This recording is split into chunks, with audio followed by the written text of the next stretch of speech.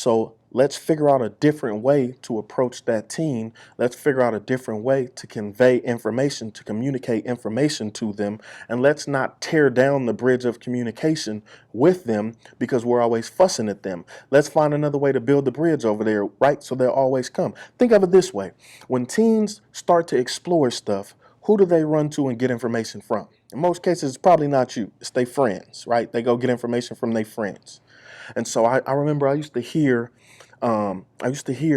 parents say, I hear a lot of parents say, well, I ain't my kid's friend. Why would you not want to be your kid's friend? They run to their friends when they're in trouble. They run to their friends when they need help. They run to their friends when they've made a mistake. Why would you not want to be the person that they run to, right? And I get it. There's a fine line, but when you have a friendship and a relationship with your child, in most cases, your child is going to come to you and be completely honest with you about everything. I remember my dad. My dad was my best friend, one of my best friends, right? And we had a great relationship. And granted, it wasn't always like that. He's always cared for me. He's always looked out for me. He's always taken me under his wing. He's always taught me what he knew. But I made a whole lot of mistakes coming up, right? Whole lot of mistakes. And I remember one time, I'm in the streets with my homeboys. I remember hanging out, getting into it, and we got into it with some dudes in the streets. And then I came home and I got into it with my pops, right? I was late for curfew, got into it with my pops. Didn't know that my pops, later come to find out, but I didn't know that night that my pops and my stepmom had gone to dinner and my dad had got into it with somebody while they were out. So he comes home with the hothead. I come home with the hothead. The two hotheads meet, and what hothead you think won? Which hothead you think won? I'm a young hothead in the streets, right? I feel like I'm popping in the streets. He ain't been in the streets in a minute. Even though he from the streets, he ain't been in the streets in a minute. And granted, we didn't get to the point where we actually clashed, but I told him in the house, I'm like, man, you know what I mean? You talking to me all crazy, and he like, you talking to me all crazy? We can go outside. I'm like, it's whatever, right? And I'm feeling myself because I'm like, we done boxed on something in the streets an hour or two ago, and I'm feeling like my knuckle game is vicious right now. And so I end up leaving the house and I end up walking several miles, many miles to my homeboy's house to stay at his house for the night. But what it taught me when I look back at that situation now, what it taught me is that my dad could have handled the situation in a more mature. I could have handled it in a more mature, but I'm like, as a parent, and not that he went all left field and it went all bad, right? But there was a different way to communicate that he had just experienced, and it would have probably led to us making different choices in that scenario, right? Now that scenario didn't ruin our relationship. It bruised our relationship for a couple weeks, right?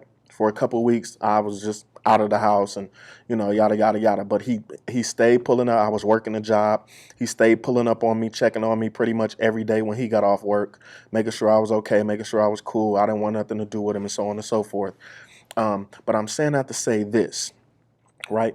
The bond that we had built as friends eventually allowed us to come back and communicate about that situation and to repair our relationship. And that's just one time I messed up. I messed up 17,000 other times. But what I'm saying is when parents take the stance that I'm not my kid's friend, what you're doing is you're setting up a barrier around yourself and around your relationship that only allows certain accesses in and out. And in most cases, because you're the adult and you tend to dictate stuff, you're setting up the parameters to what you dictate goes, right? Without hearing the personality of your teen or your child coming so that you can speak to that personality that's coming out, and not that you can lash out and chop them down and all that type of stuff, but so that you can teach them because they don't know. They're out doing whatever they're doing and they're learning on the go. And if that's not the way that you're raising them, you got to think as they get older, they spend more time away from you, right? And so hopefully they're spending more time away from you and with people who are like-minded, all things being equal, you know what I mean? They're spending more time around people who hopefully have great morals, great values. They're a great support system. They're a great person to look up to, and so on and so forth. That's what we're hoping, right? But if In most cases, that's not happening. They're hanging out with their friends. It's their age that know just as much as they know. And like I tell my teens in the youth ministry all the time, I'm like, why would you go to your friend for information who's probably just as smart or maybe dumber than you are? So if you know A, B, and C about it, they probably only know A, B, and C about it. So why wouldn't you go to someone who has more of the alphabet of knowledge in that scenario than you or your friend? But what do? They run to their friends. So as parents, it's smart, in my opinion, it's smart of us to not alienate building friendships with our teens. Because when teens get in trouble, they run to people who they feel they can trust. They run to people who they feel they can exhibit, or not exhibit, that they can empty themselves out to and not be judged, right? Not get in trouble, all of that type of stuff. So if you've created the environment that they're going to get in trouble, you're going to judge them and all of that, that's running them away from you, right? Hopefully the information that you have that you want to pass on, hopefully is great information, and hopefully you want them to pick up that information. So you got to create the environment where they long after the information that you have.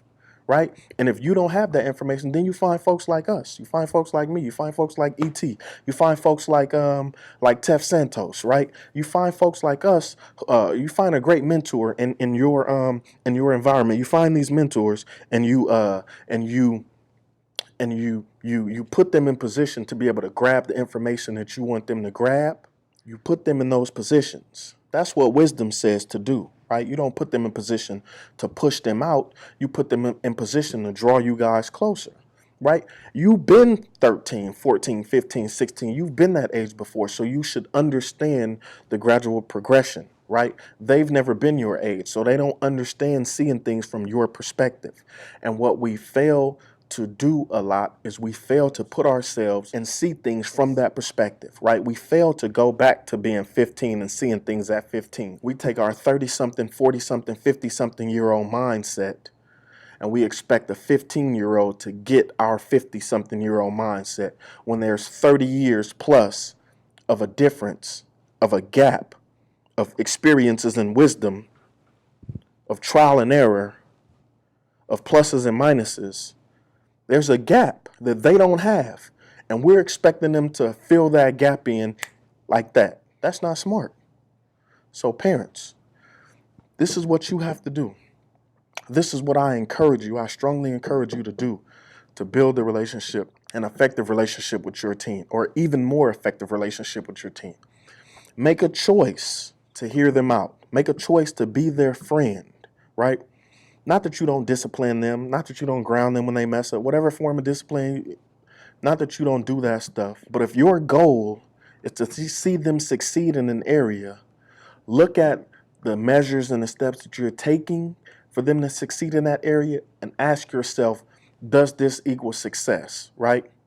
You want them to be able to grab a hold of ideas and make the decisions as such, not just follow instruction like a robot, right? Because you're not going to be around to give them, to make them make every decision. You're not going to be around with every decision that lays before them. You're not going to be around when the party's popping and everybody's drinking and then the bottle goes to your team. You're not going to be there. So what you have to do is you have to build a system in them. You have to help them build the system in them. That when that happens, they say, nope, I'm cool. Right? I went to hang out with my homeboys. I didn't drink. I didn't smoke. Whatever my pops did, whatever he said, I remember he telling me, because I had asthma. I struggled with asthma, right? And I remember him telling me when I was little, he lied to me, but I remember him telling me that smoking, like I could potentially kill myself smoking because of my asthma. And it stuck with me to the tune that I didn't smoke, because for most of my life I was afraid and intimidated about smoking because of my battle with asthma, right? And not to say you go make up lies and all that type of stuff, but what I'm saying is you lay the information on the table and you talk to your kids, you talk to them. Take the time out, right? You can't go hang out, you can't go do this all the time. You got to take the time out to sit down and talk to your kid, hear them out, let them be free to express themselves. And then you start to address what they express, right? You start to address it. And if you don't have the information to address it, you put them around people who you trust and who have their best interests at heart around, you put them around those type of people and let them expose them to new information, right? That's the way we make better decisions, is that we get better information, right? But you get what I'm saying? You want what you want, you know what you know on this level, and the only way you go and grow to the next level is if you're exposed to new information. So you got to expose your teens to new information. You got to expose them to a new side of you, right? If you don't have the best relationship with them, you got to expose them to a new version of you, right? They've already painted you in their head a certain way. So you've got to adjust that perception by doing something different. Can't do the same thing. They say insanity is doing the same exact thing and expecting different results. Doing the same thing, expecting different results. The same thing, expecting different results. They say that's insane. So it's insane of us to continue to try to parent our kids, or to because I strongly believe in it taking a village to raise a child, right? And so if I'm part of somebody's village, it's insane of me to not look for better skills to interact with teens, right? That's the only reason I feel I'm successful with teens, right? I'm successful with young folks is because I genuinely care for them.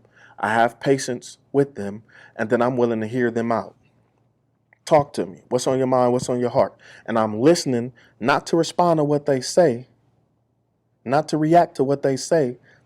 I'm listening to hear what they're really trying to say, right? To hear them out, not just to respond, not just to react, not just to have something to say back to them. I'm listening to hear what they're really trying to communicate, right? Because they're always trying to communicate something to us. But as parents, what we do is we push it off, right? We push it off. We hold on to things. We get frustrated, right? I told you to do this. You didn't do that. You didn't do what I told you to do, right? So it's just a matter of finding another way to communicate what we're trying to say. That's all it is. And so this week, your homework is you're going to look at whatever teen. If it's not your teen, it's a teen in the neighborhood, a teen at the school, a teen that you walk by in 7-Eleven, wherever it is, right? You're going to start recreating the perception that teens have with older folks. We're going to recreate the perception, right? We're going to rebuild the bridge of communication. So when you see the teen, if it's not your teen, you see the teen, say what's up to him. What's up, man? How you doing? You good? Hey, how you doing? Simple as that, right? Because teens think older folks are mean, angry. Older folks think young folks don't know nothing. They crazy, they lazy. All they want to do is sit on their phones, right? So we got to rebuild this breach, or these breaches that have happened. We got to start to rebuild them.